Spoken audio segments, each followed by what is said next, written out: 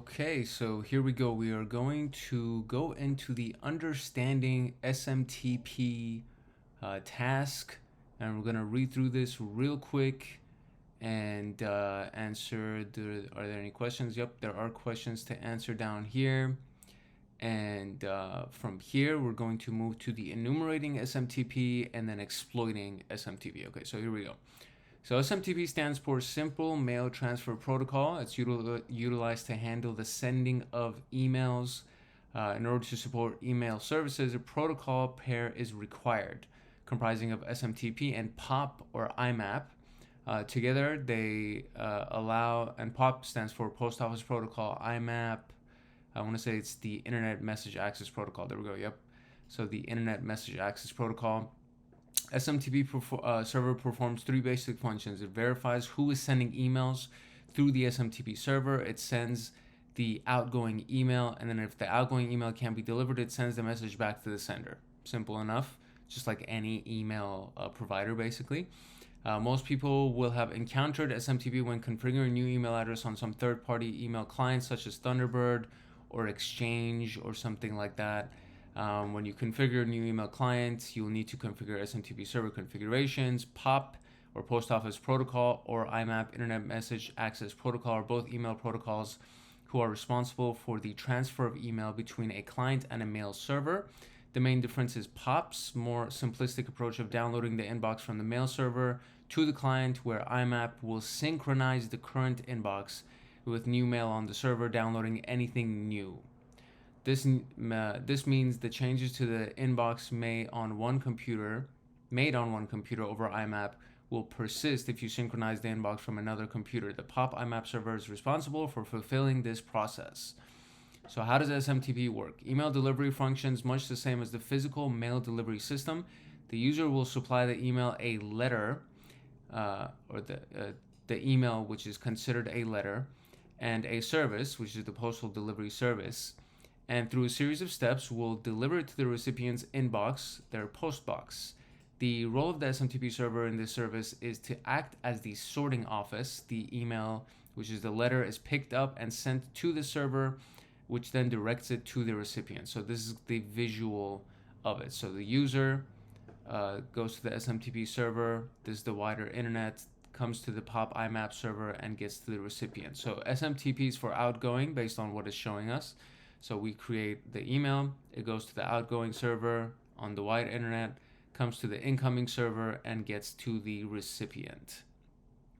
So this, I guess, could be the outbox and this would be the inbox.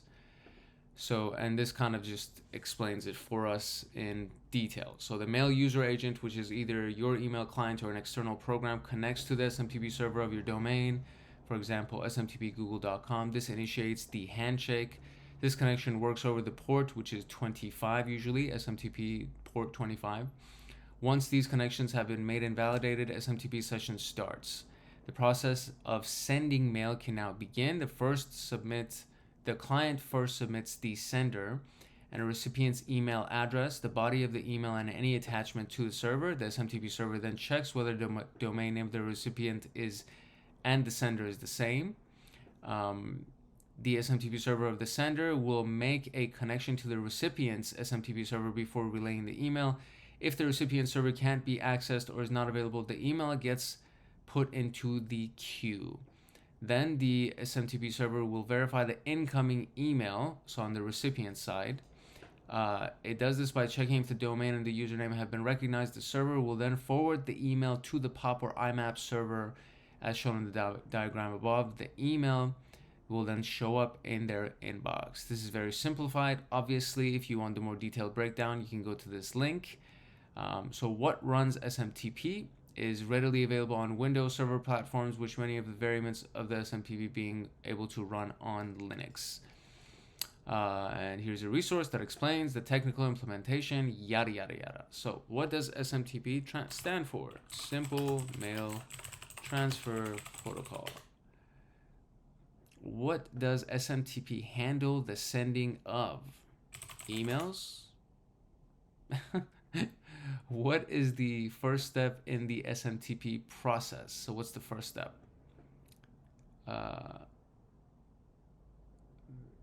what is it? Verify, I guess. Is that it? It's either that or what? Email verification? No. What is the first step is the SMTP process?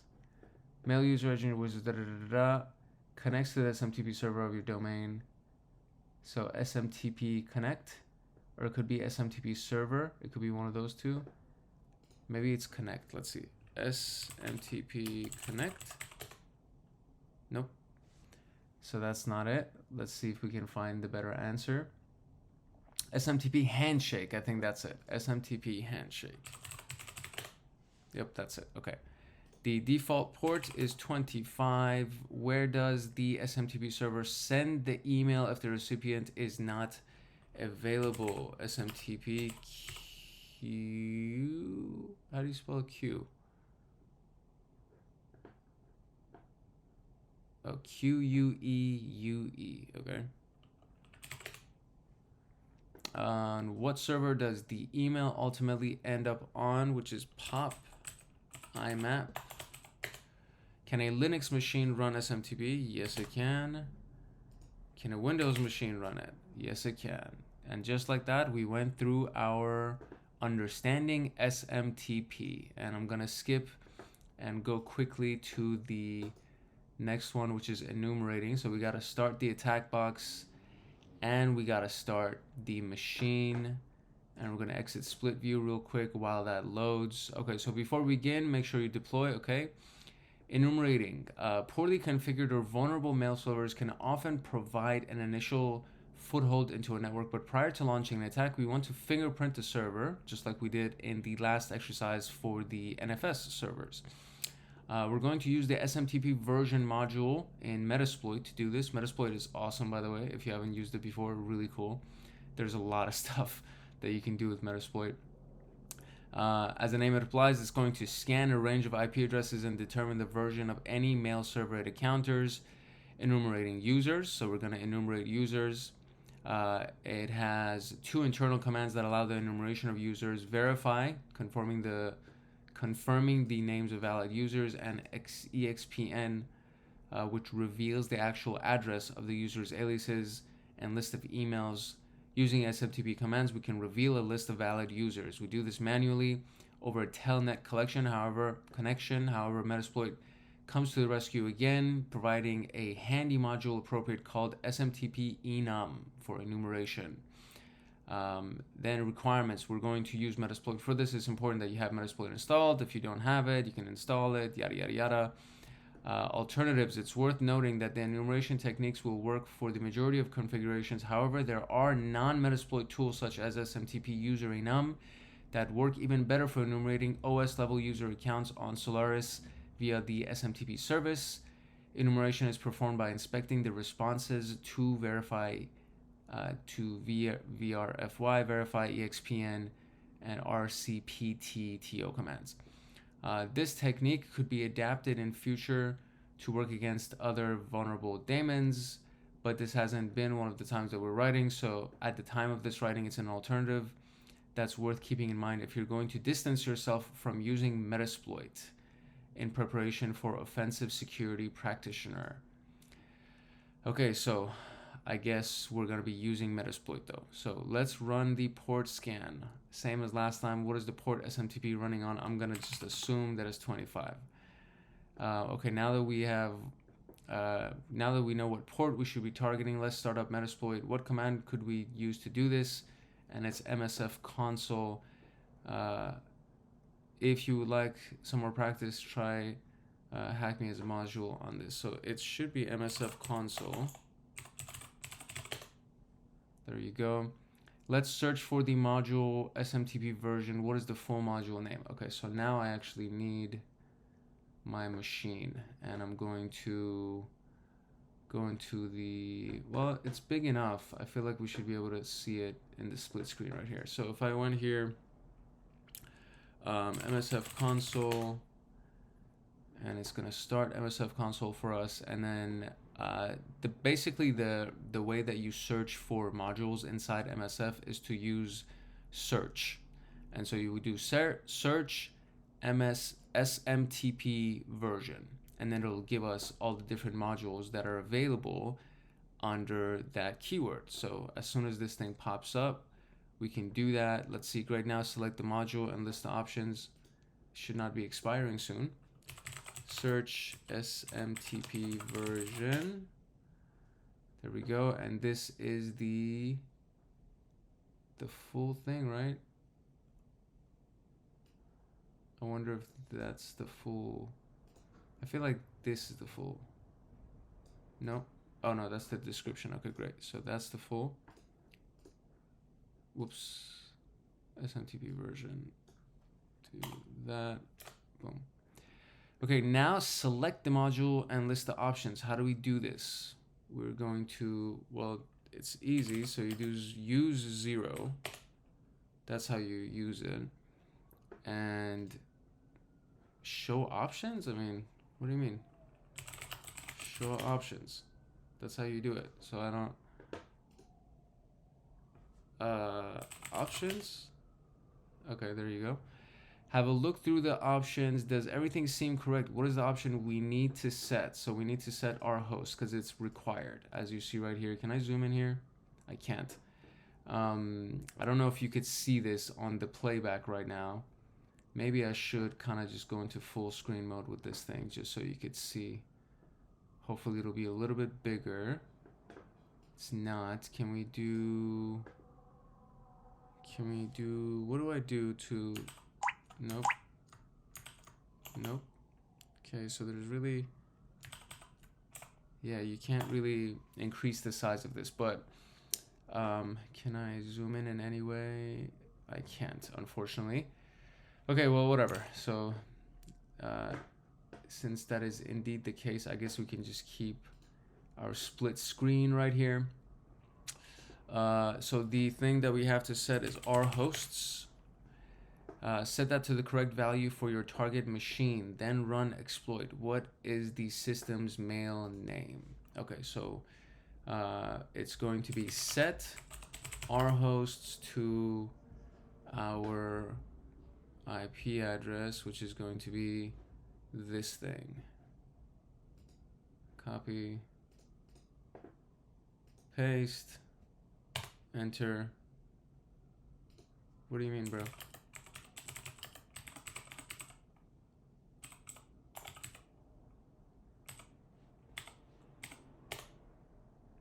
Okay, there you go. So now if I did show options again, my God, I can't type.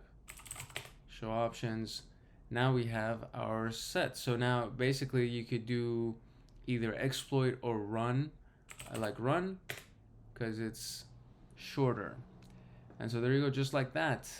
It scanned it for us. So it says the SMTP 220 polo smtp.home. I'm guessing this is it. This is what we need right here. So let's go. Yeah. So polo smtp.home. What mail transfer agent is running the SMTP server? This will require some external search. So let's see what the hint says. If I want to send a letter to my friend, I have to mail it? Is running the SMTP server. This will require some external search.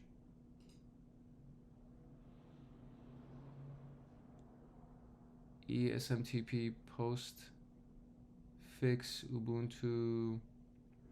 Okay, let's do some, I guess, basics search. I don't know. Is running the SMTP server.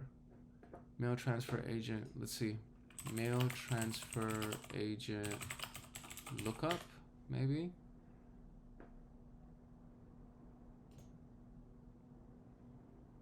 Domain name was polo smtp.home.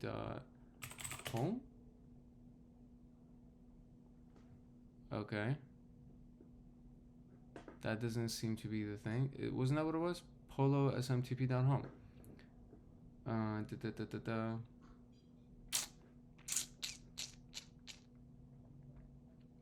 I am kind of at a loss. Good. Now we know a good amount of information on target system to To move on to the next stage, let's search for the module SMTP enum. What is the full module name? I need to figure out this answer first. I need to mail it. So what if it's post mail? No. How is my machine expired? I just started this machine. That's annoying. Polo SMTP is running postfix. Oh wow. I did not need to do any external search. It was right here. That's kind of annoying. Postfix is the answer. Okay, so now that we know this, okay, so we can go back and do search for SMTP enum. And that is the name of the full module.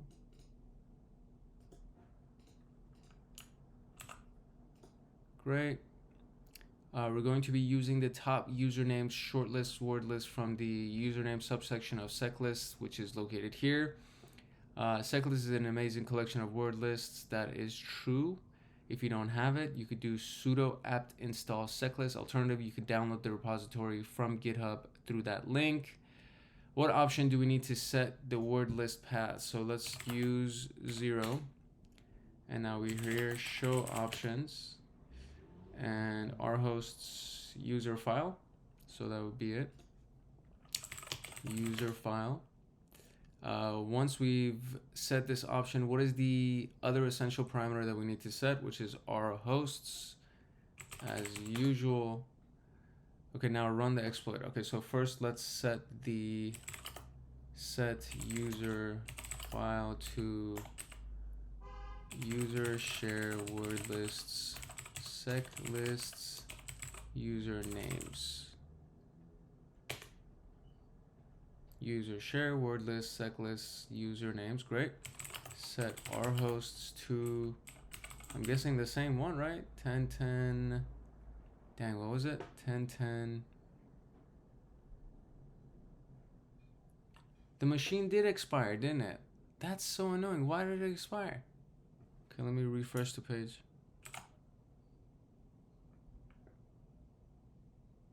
It didn't expire. That's pretty annoying. Okay, whatever. Set 1010 183.160. That's our host. And should be good. We should be able to run it now. Okay. Port is run. Thread is good. Okay, run.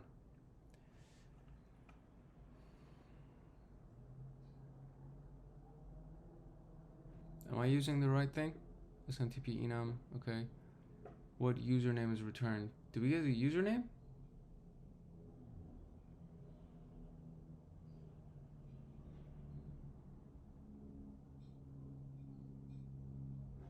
Maybe, hold on. Maybe it's set our host is polo smtp.home.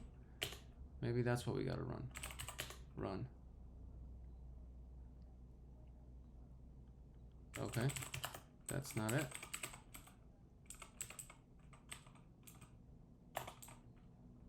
Okay, whoops, set our host 10.10.183.160. Okay, run.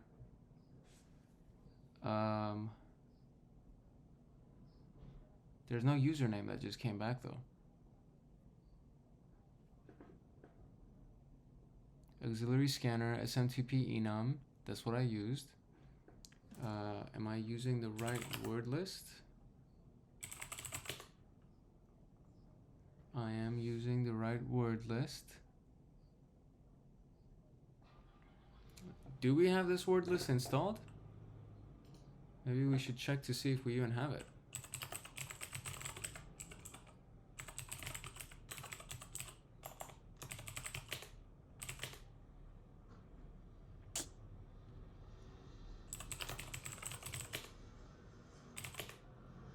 Uh-huh. Oh, I see. Yeah, okay. I did that wrong. Okay, so I'm not even using a proper word list. Okay, so now we got to do this correct. Set user file to user share word lists, sec lists, usernames, and what is it? Top usernames shortlist.txt. That's the file. Okay, now run. Great, okay. Now we're gonna get our username. So let's see, now run that. This may take a few minutes, so grab a cup of coffee. Okay, so I'm just gonna come back when we have the username. Okay, we got the username, and it is administrator. Voila. All right, I am going to move on to the exploiting SMTP. I feel like we could do this all in one round. Yeah, we should be able to do this all in one round. So it'll be kind of like a condensed video here. Okay, so what do we know? At the end of our enumeration, we have a few vital pieces of information: the account name and the type of SMTP server and operating system running. Yep, we have all that. We know from our port scan that the only other open port on the machine is an SSH login. Oops, I did not do a port scan. I kind of skipped that part.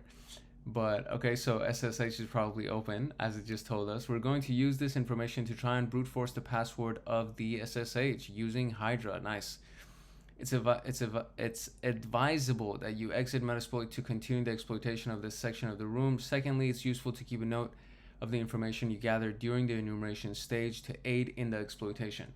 So I'm just gonna leave basically this window open right here, and I'm gonna use this window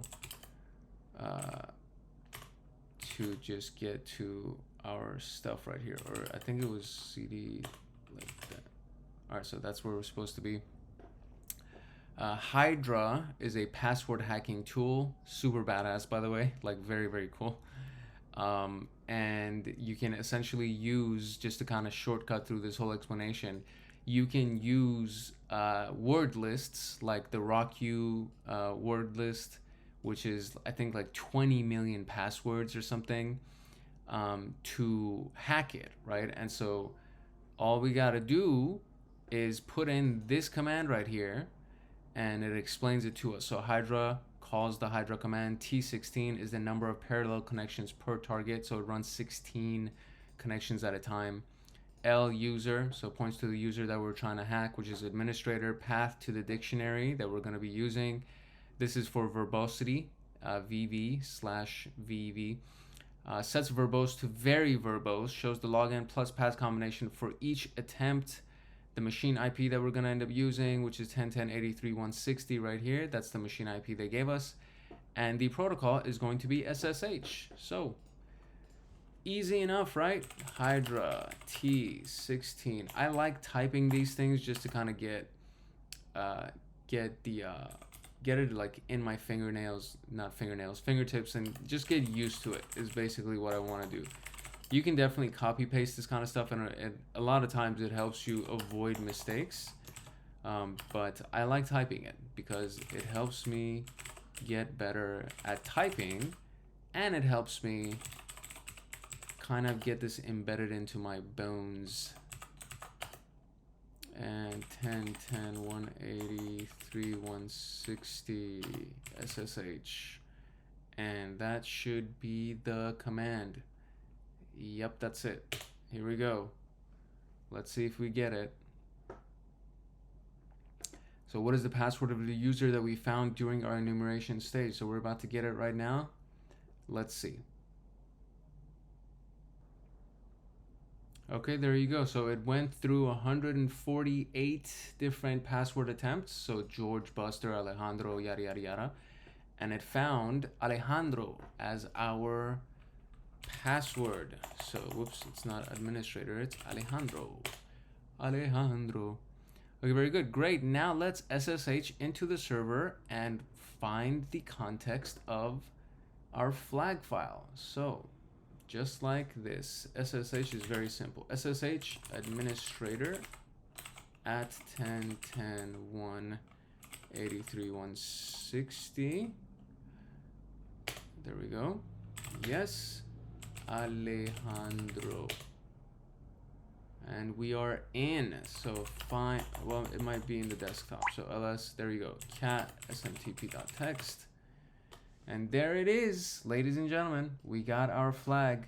And just like that, this was much simpler than the previous task that we had to do for NFS. And just like that, we finished the understanding, enumerating, and exploiting SMTP. So I'm gonna terminate this machine and this recording. And the next one that we're gonna do is MySQL. And by the end of that, we're gonna be done with this room. We're gonna be done with this entire room. So nice. Okay, I'll see you in the next one. Oh, make sure to follow, share, subscribe, like, comment, turn on the bell, all that stuff. I'll see you guys in the next video.